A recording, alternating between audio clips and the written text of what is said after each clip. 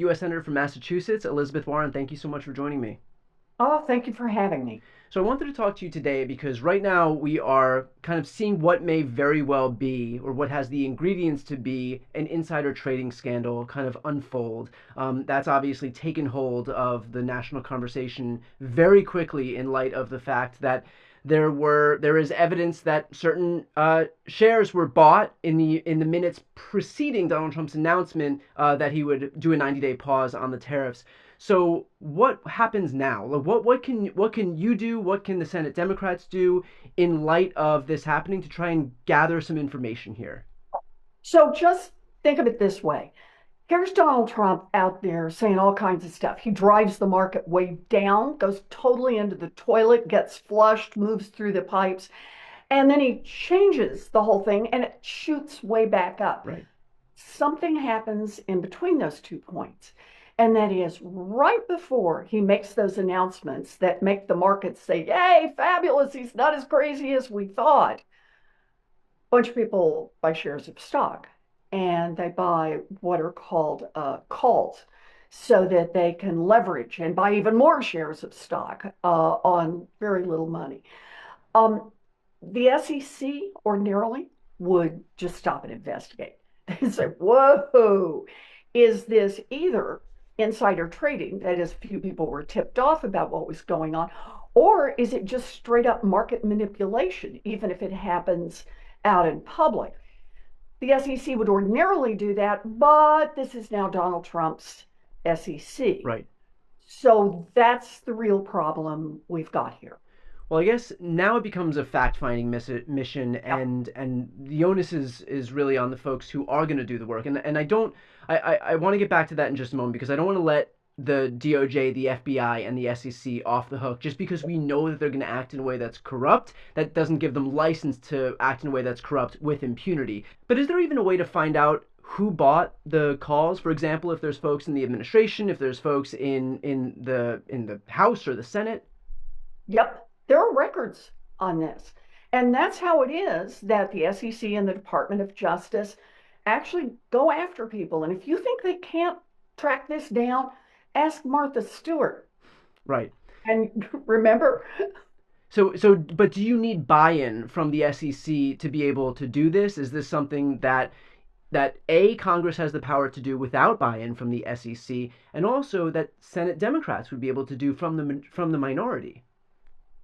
so people who have access to the information are people who are in law enforcement. Because the question here, the investigation we need, is into exactly the facts of what happened. So at the federal level, it's like I said, it's Department of Justice, the FBI, the SEC, right? The folks who have law enforcement access. Um, but let me offer one more thought. Uh, Congress doesn't have that kind of access, and yeah, in theory, we could subpoena and so on, but that would take a majority, and we're back at the same, Right. right? Just back at the same dead end with Republicans. Doesn't let them off the hook, but it just says, can we keep looking for something that might be more effective?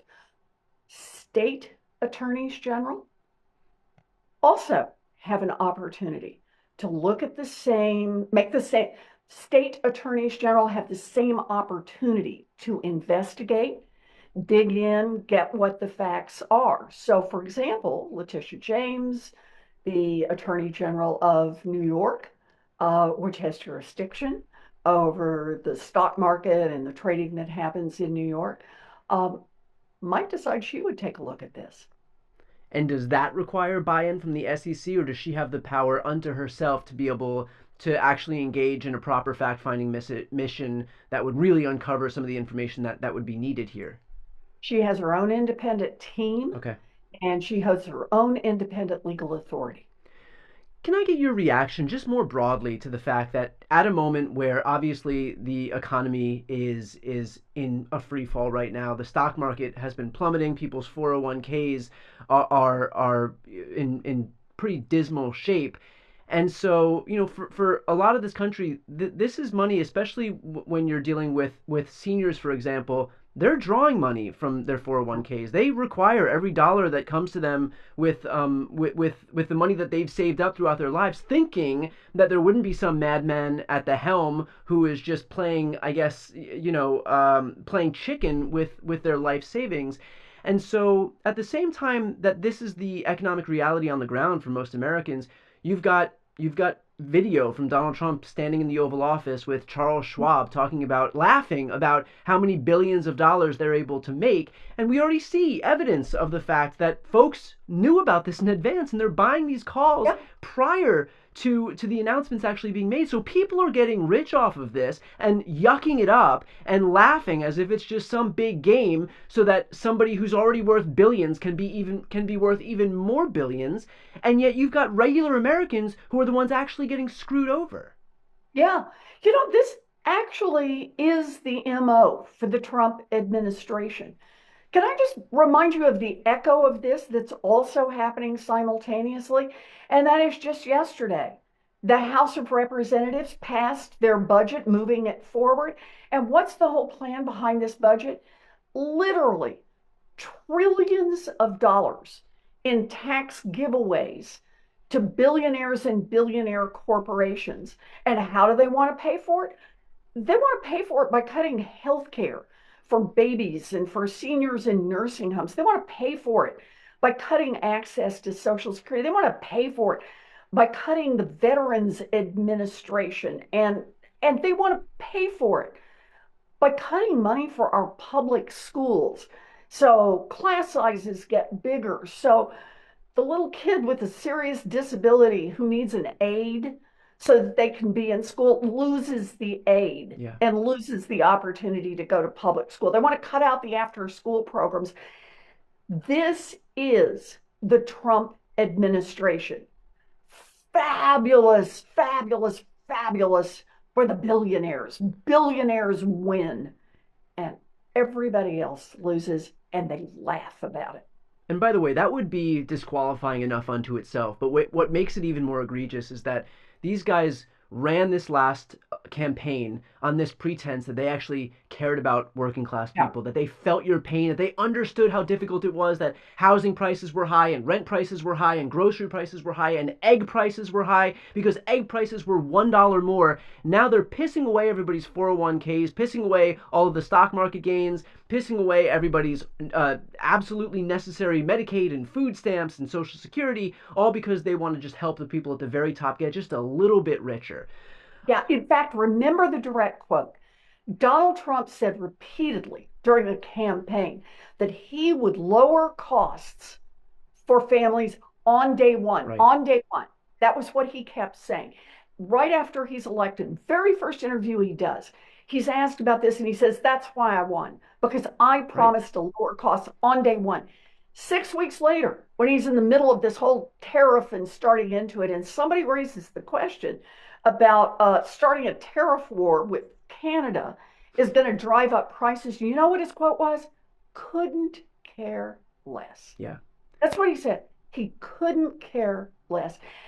And that's what's happened. Now that they've got their hands on the power, boy, they're using it big, using it for the billionaires so they can stand there in the Oval Office and yuck it up about how much money they made while folks who are really counting on those savings, while folks who are worried about inflation, meaning their costs go up, while folks who are worried about the companies that are already issuing pink slips, all of those folks, Donald Trump couldn't care less. Right, right. Well, I would say that in terms of where he's actually spending his time, rather than lowering costs, we do know that he's focused, at least in the last 24 hours, on sending troops into Panama, on trying to fix shower heads so that we have this elusive water pressure that apparently went away, and on and on. So I don't know how that's going to lower the price of eggs, which, ironically enough, just today hit the highest point it's ever hit. But I digress. I did mention earlier in the interview that I don't want to let these people off the hook, that I know that the onus is going to be on Democrats in the House and the Senate and Democratic state officials to actually investigate this stuff. But just because we know, again, that the DOJ and the FBI and the SEC likely aren't going to do anything, it doesn't mean that we give them a free pass. So what would your message be to these folks in leadership with regard to what we're seeing unfold at the prospect of a possible insider trading scandal. So look, we got to call this out all across the country. So we got to do this within Congress. We got to say, we are not moving with you guys. This is not business as usual. This is not normal. We are drawing the lines in the sand here. We get it. We are in the minority, and there are certain rights that the majority has, but we're not giving anything up for free. We have to stay in this fight, and we have to keep underscoring this corruption point, because corruption working for the billionaires is like the continuing theme of the Trump administration. So we have to talk about it. We have to use whatever we've got left to try to slow up the Republicans, to make them turn square corners, not to give them anything. But we've all got to raise this, and we got to keep talking about it. We can't get tired. We can't give up on this. We just can't. And that's a great segue into my last question here, because we have seen Democrats begin to recognize that there is a call that needs to be answered in terms of bringing this fight to the Republicans and meeting them on the same playing field that Republicans have brought the fight to Democrats on for so long. And we saw Cory Booker take to the Senate floor for 25 hours as a way to break through and get his message through in a media environment where it's difficult to get messages through. I spoke with Senator Schatz a couple of days ago about how he's holding up 300 nominations for the Trump administration, which is obviously a tool that Republicans have employed in the past against Democrats. And so I wanted to ask you what you're doing to meet this moment, given the bar that's been created by some of your Senate colleagues. So I've done one of these now. So ordinarily, here it is. It's Thursday afternoon. Everybody would have finished up business for the week and be back at the airports and flying home. But only if the Democrats give up what are called some time agreements. So the Republicans get to vote, even though the rules say they're not allowed to vote until a little later. So my view on this is I'm holding them. I'm not giving up 1 inch. So we're all coming back here at 1 o'clock in the morning, and we're going to Yeah. start a round of 4 votes. And yeah, 1 o'clock in the morning sucks. But you know what sucks more is to give in to Donald Trump and the Republicans and say, sure, we'll just stand by while you just roll these guys on through who are going to be more of your helpers to try to destroy this economy, to try to cheat people, to try to build a country that works even better for the billionaires while you laugh at everyone else. Well, I'm just not going along with that. Well, I appreciate you meeting this moment and figuring out how to fight. And look, not everything is going to be some grand sweeping change that's going to stop the Republican machine in its tracks. In some instances, it's going to be a major inconvenience for them. In some instances, like with Cory Booker's speech, it's going to be a way that captures the news cycle and takes it away from them for a day. But I think all of these steps showing the electorate out there who is hungry for Democrats to stand up and do whatever we can with the levers at our disposal. And again, there's not going to be a ton of levers at our disposal from the minority, but finding what those levers are and making these Republicans as uncomfortable as possible in their efforts to run roughshod over our democracy, I think is exactly what we need to do. It's taking big swings wherever we can find it. It's making their lives as difficult as possible if they've shown that the tack they're going to take here is just to traffic in overt corruption. So I appreciate you doing that. I just want to say on this, because you are so right. We don't have as much power as we want, but not having as much power as you want is not the same as having no power at all. Right. And we're going to use every bit of the power we've got. That's what we got to do. Senator Warren, I appreciate you taking the time today. I appreciate you.